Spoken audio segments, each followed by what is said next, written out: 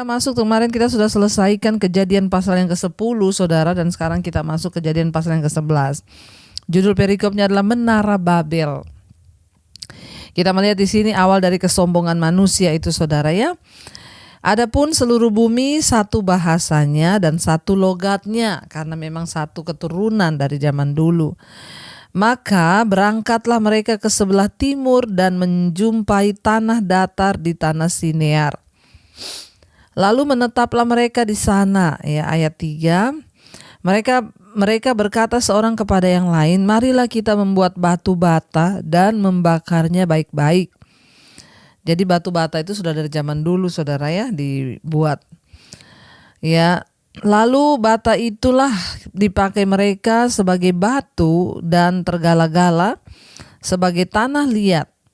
Ayat 4, juga kata mereka, marilah kita dirikan bagi kita sebuah kota dengan sebuah menara yang puncaknya sampai ke langit. Dan marilah kita cari nama supaya kita jangan terserak ke seluruh bumi. Ayat yang kelima, lalu turunlah Tuhan untuk melihat kota dan menara yang didirikan oleh anak-anak manusia itu. Dan ia berfirman, ya, mereka ini, ya, firman Tuhan, mereka ini satu bangsa dan dengan satu bahasa. Untuk semuanya, ya, dan ini barulah permulaan usaha mereka. Ya, kata firman Tuhan saudara. Ini barulah permulaan dari usaha mereka. Mulai dari sekarang, apapun juga yang mereka rencanakan tidak ada yang tidak akan dapat terlaksana.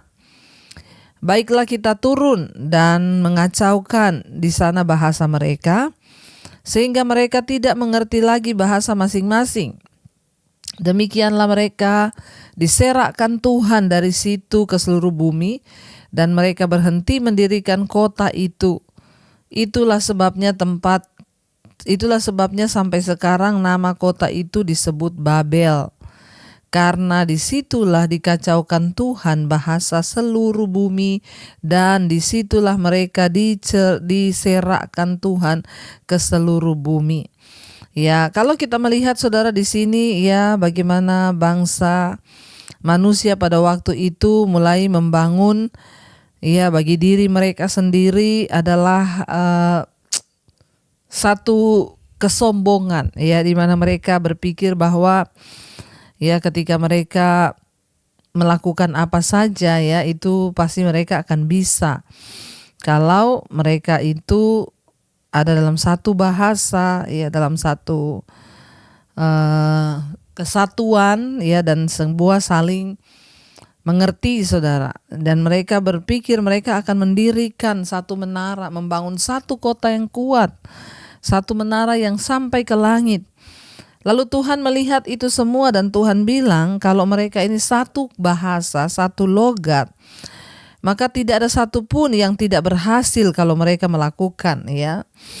Jadi dari sanalah Tuhan itu mengacaukan mereka. Kita melihat pada zaman itu batu bata yang digunakan untuk membangun, ya, menara ini dibuat oleh tangan manusia, ya. Dan ya mereka mulai ada peradaban di sana. Mereka mulai mencoba membuat batu bata kalau kita melihat saudara ya. Kemungkinan menara Babel itu besar ya dan merupakan sebuah zigurat. Bangunan yang umum terdapat di Babel pada masa itu juga seperti itu saudara. Dan paling sering dibangun sebagai kuil ya, zigurat kelihatan seperti piramid begitu ya, dengan tangga-tangga atau jalan landai yang mengarah ke lereng-lerengnya. Zigurat itu tingginya sekitar 300 kaki dan lebarnya ya juga sama. Jadi zigurat itu merupakan bagian yang penting dari sebuah kota saudara. Orang-orang dalam kisah ini membangun menara sebagai monumen ya tentang kehebatan diri mereka agar seluruh dunia bisa melihatnya. Kita tahu bersama kota Babel itu terkenal dengan kesombongan, kecongkakannya saudara. Ya, dan mereka mulai membangun dengan kesombongan dan kecongkakannya. Mereka ingin melakukan sesuatu yang melampaui ya Tuhan, dan kita melihat di sini mereka tidak mengandalkan Tuhan. Ya, mereka berpikir apa yang mereka lakukan itu mereka pasti bisa, bahkan tanpa campur tangan Tuhan. Mereka bilang, mari kita dirikan menara sampai ke langit ya, dan marilah kita cari nama supaya kita jangan terserak ke seluruh bumi. Ya, mereka ingin ya hanya sama-sama di sana membangun satu kerajaan, tetapi kita melihat ya Tuhan itu tidak menghendaki yang seperti itu. Tuhan bilang kepada manusia pada zaman itu, kamu beranak cucu, penuhilah bumi. Bukan hanya di satu tempat itu, lalu ya Tuhan akhirnya menyerahkan saudara mereka. Jadi kita melihat di sini saudara, ya Menara Babel itu merupakan satu prestasi manusia yang sangat hebat. Mereka memegahkan diri dengan Menara Babel ya. Dan itu juga sebuah keajaiban dunia ya. Namun itu merupakan monumen untuk manusia juga ya, dan bukan untuk Allah ya. Kita bisa membangun apapun dalam hidup ini saudara. Kita melihat kenapa Tuhan menentang dan kenapa Tuhan menyerahkan mereka, karena mereka berniat membangun monumen peringatan ya kepada semua orang bahwa mereka itu hebat, bahwa mereka itu luar biasa dan mereka dapat melakukan segala sesuatu dengan kekuatan mereka. Nah, kalau kita melihat di sini sebenarnya spiritnya, rohnya itu adalah kesombongan. Saudara, dalam hidup ini pun kita bisa membangun apa saja. Ada orang-orang yang merasa hebat kalau dia punya titel, punya gelar. Wah, kalau sudah berjejer dari depan profesor, doktor dan lain sebagainya itu wah naik harga dirinya. Ini adalah sebuah monumen yang engkau bangun. Hati-hati, Tuhan membenci. Jangan merasa bahwa monumen-monumen yang ada dalam dirimu itulah yang akan menjadi sandaran atau yang dapat engkau andalkan. Ada orang-orang yang membangun monumen dalam hidupnya dengan kekayaan. Waktu dia punya mobil merek ini, waktu dia punya rumah begini, wah itu adalah menjadi satu kebanggaan. Dan dia melihat, wah nanti anak cucuku akan melihat inilah hasil usaha dari orang tuanya.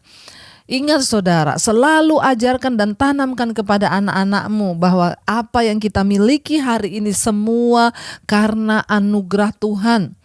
Saya selalu mengajarkan kepada anak-anak saya, ingat loh, apa yang kalian bisa nikmati hari ini itu pemberian Tuhan. Tidak ada satupun yang kita dapat dari kehebatan kita, dari kekuatan kita, semua karena anugerah Tuhan. Harus engkau tanamkan itu terus kepada anak-anakmu. Jangan pernah berkata, lihat ini usaha papamu, ini usaha mama. Ya kalau tidak ada papa mama, bagaimana kalian bisa bertobat saudara? Jangan bangun monumen apapun di dalam hidup kita. Karena Tuhan membenci orang-orang yang sombong saudara. Kenapa Babel dihancurkan Tuhan? Karena sebenarnya nilainya, spiritnya di situ. Mereka membangun monumen untuk memperingati seluruh dunia, seluruh umat manusia melihat kehebatan mereka. Ya, ada orang-orang juga yang membangun monumen di dalam hidupnya dengan barang-barang yang dia pakai. Ya, kalau dia pakai barang bermerek, ya itu rasanya hidupnya bangga, ya. Rasanya jiwanya itu terpuaskan. Hati-hati saudara. Bukan salah, Anda boleh memakai semua apa yang Anda mau, tapi jangan sampai engkau membangun monumen di dalam hidupmu ketika engkau memakai itu supaya orang memuji, supaya orang melihat, supaya orang membanggakan. Bahkan ya hati-hati, Tuhan yang tahu hati kita. Ya, jaga sikap hati kita. Jangan pakai sesuatu yang engkau rasa itu membuat engkau sombong, ya.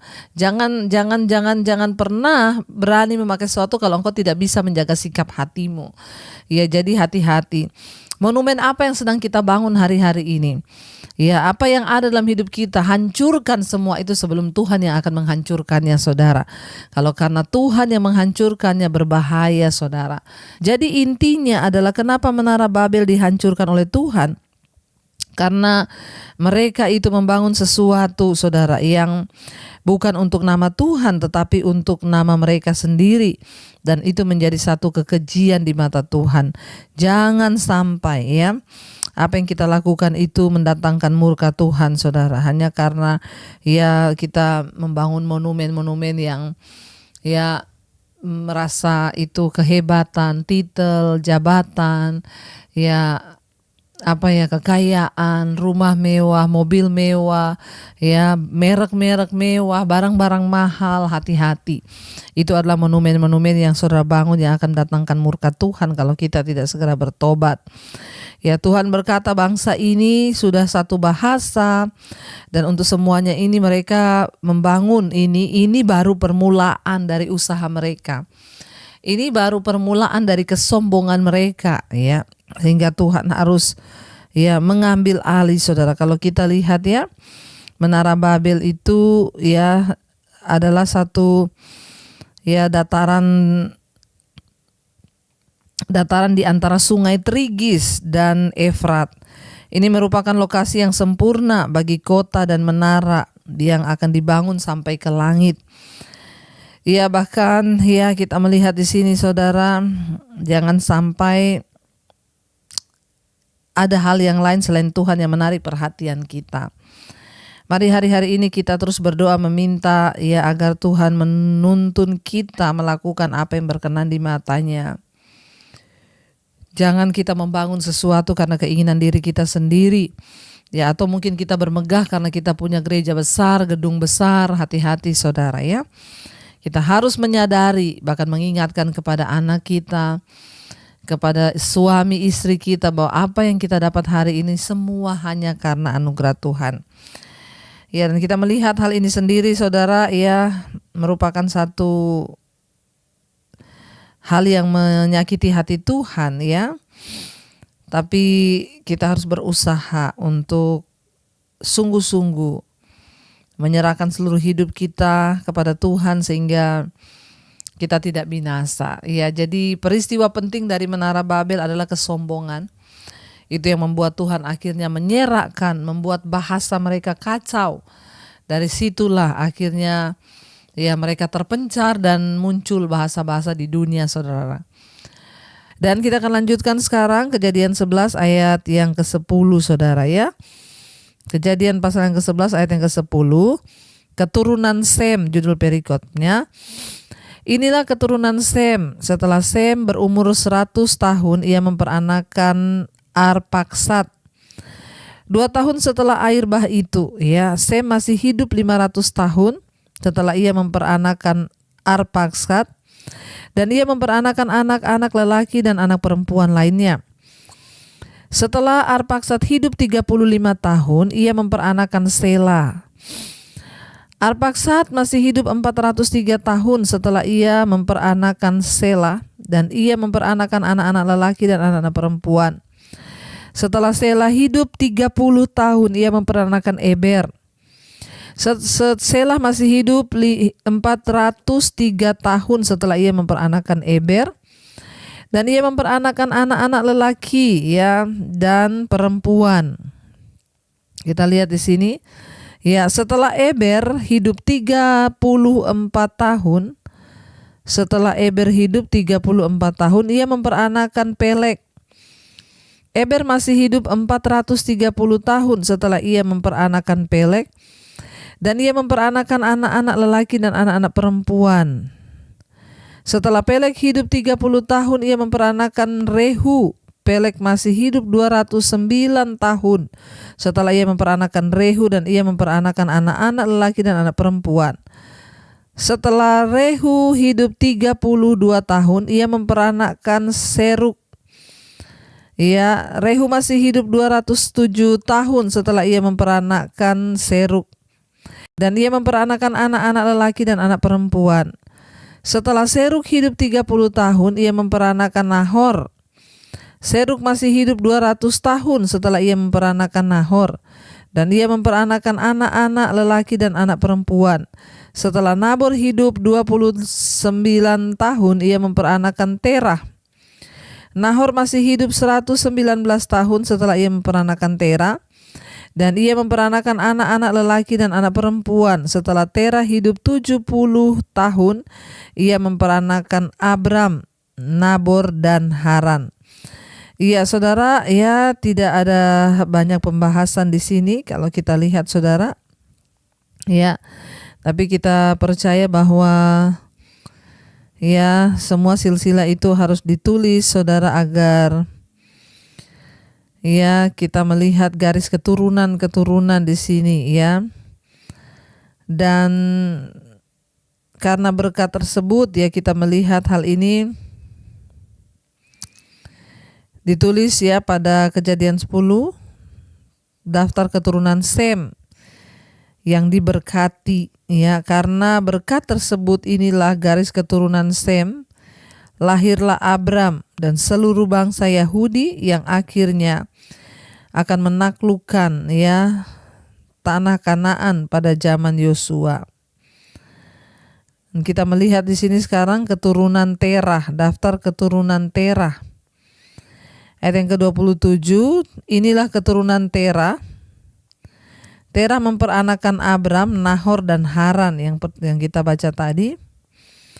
Ya, dan Haran memperanakkan Lot. Ya, kita mulai masuk melihat di sini saudara. Ada riwayat Lot ya. Lalu bisa dikatakan ya, ketika Terah ayahnya masih hidup ya, matilah Haran di negeri kelahirannya di Ur Kasdim. Abram dan Nahor kedua-duanya kawin. Nama istri Abram ialah Sarai dan nama istri Nahor ialah Milka, anak Haran, ayah Milka dan Yiska. Sarai itu mandul, tidak mempunyai anak.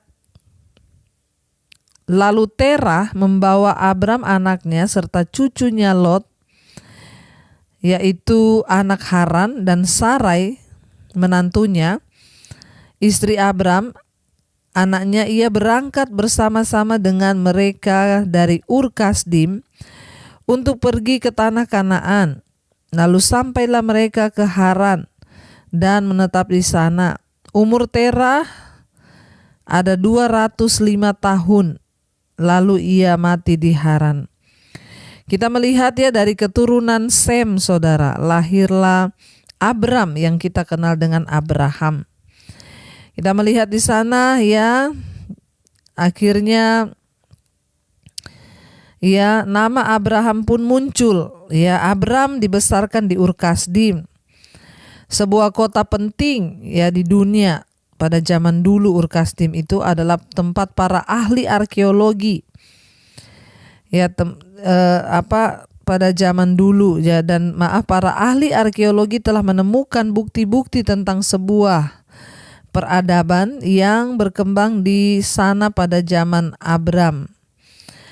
Jadi saudara ya, bukan hanya tertulis di Alkitab, tetapi para arkeologi telah menemukan bukti-bukti ada peradaban pada zaman waktu Abram hidup di sana. Ya, kota itu bahkan menjadi kota perdagangan yang luas dengan negara tetangganya dan memiliki perpustakaan yang sangat besar. Abram dibesarkan di Ur Kasdim ya, dan Abram kemungkinan berpendidikan baik karena ditemukan oleh para ahli di sana ya, ada peradaban pada zaman itu saudara. Dan kita melihat di sini saudara ya, bagaimana nama Abraham mulai muncul di sini, dan kita akan melanjutkan ya, bagaimana kita melihat bahwa ya bagaimana penghakiman Tuhan ya nanti akan terjadi saudara ya, ketika kisah ini dimulai ya, Sodom dan Gomora, di mana ada nama Lot dicatat di sana. Dan bagaimana kita melihat sejarahnya, akhirnya Abraham bisa menjadi bapa segala orang percaya. Kita akan lanjutkan sedikit dari Kejadian pasal 12, judul perikopnya adalah Allah menjanjikan sebuah bangsa kepada Abraham. Ya, judul perikopnya Abram dipanggil Allah. Kejadian pasal 12, berfirmanlah Tuhan kepada Abram, Pergilah dari negerimu dan dari sanak saudaramu dan dari rumah bapakmu ke negeri yang akan kutunjukkan kepadamu. Aku akan membuat engkau menjadi bangsa yang besar dan akan memberkati engkau serta membuat namamu masyhur dan engkau akan menjadi berkat. Saudara, Kejadian pasal 12 ini kita mulai melihat saudara, ya, bagaimana panggilan pertama kali Abraham ya mengikuti jalan Tuhan. Ketika Allah memanggil Abraham untuk pergi dengan iman, ya, Tuhan tidak memberitahu tempat yang akan dia tuju. Tuhan hanya berkata, berfirmanlah Tuhan kepada Abram, pergilah dari negerimu dan dari sanak saudaramu dan dari rumah bapakmu ini ke negeri yang akan kutunjukkan kepadamu. Berjalan bersama dengan Tuhan itu dibutuhkan iman yang kuat, iman yang luar biasa. Kenapa? Karena seringkali Tuhan tidak memberitahukan secara rinci apa rencananya dalam hidup kita. Dia berkata kepada Abraham, tinggalkan negerimu, sanak saudaramu, dan pergilah ke satu tempat yang akan aku tunjukkan. Tuhan belum menunjukkan, dia tidak memberi peta kepada Abraham, ya.